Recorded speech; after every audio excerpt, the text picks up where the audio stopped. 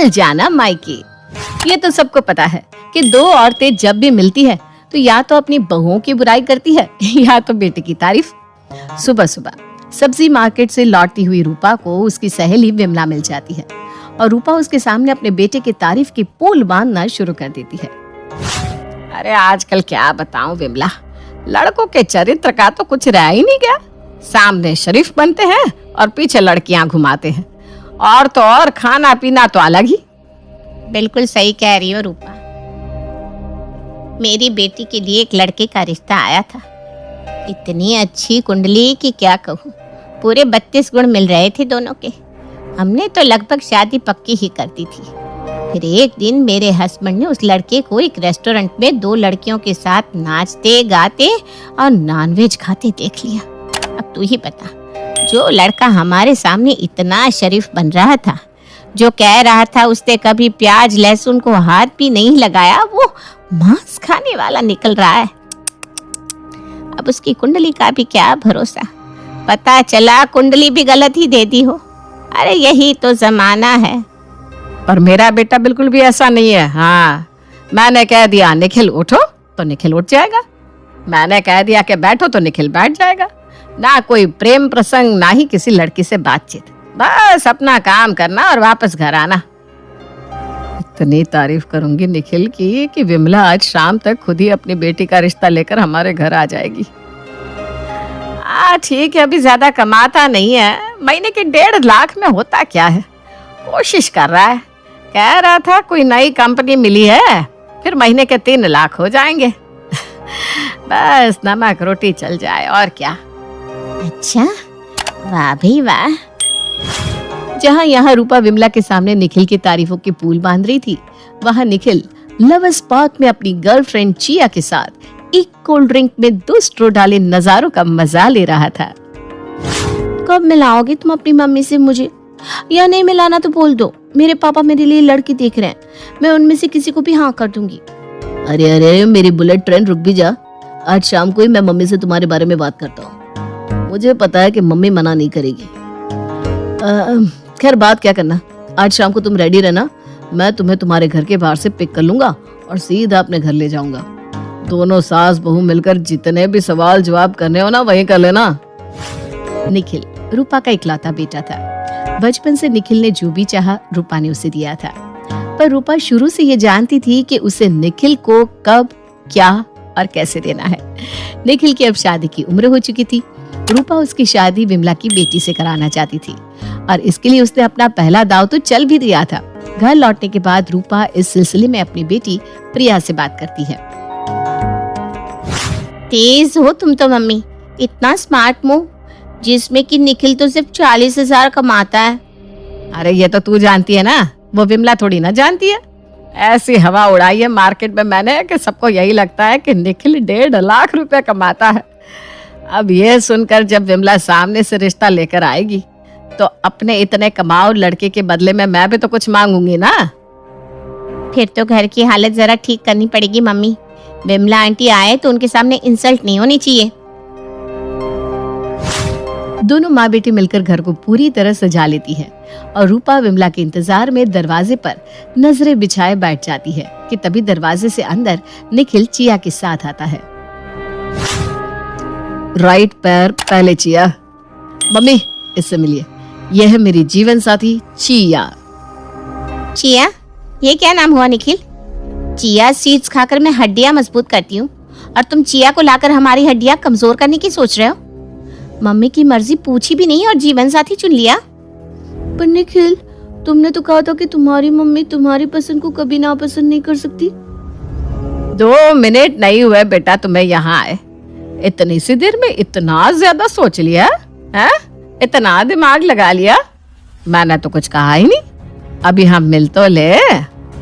निखिल, काफी दिन रह चुके हो तुम चिया के साथ, अब जरा इसे मेरे पास छोड़ दो तो मैं भी बात कर लूं तुम्हारी चिया से। और अपनी माँ के साथ चिया को अकेला छोड़कर निखिल कमरे के अंदर चला जाता है।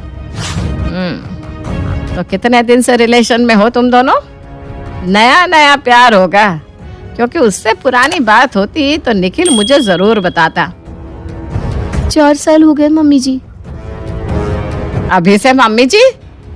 वो निखिल ने मुझे याद से आपको मम्मी ही बोलने को कहा था आंटी जी।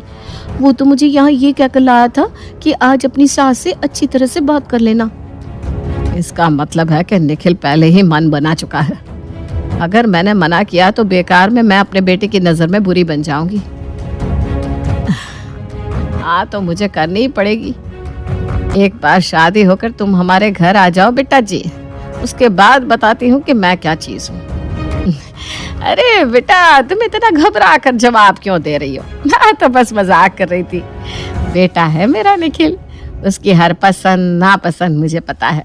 मुझे तो पहले से ही पता था कि निखिल की लाइफ में कोई है। मैं तो बस सही वक्त का इंतजार कर रही थी, और मेरे बेटे की पसंद मेरी पसंद तो होनी ही है। सच में आंटी जी?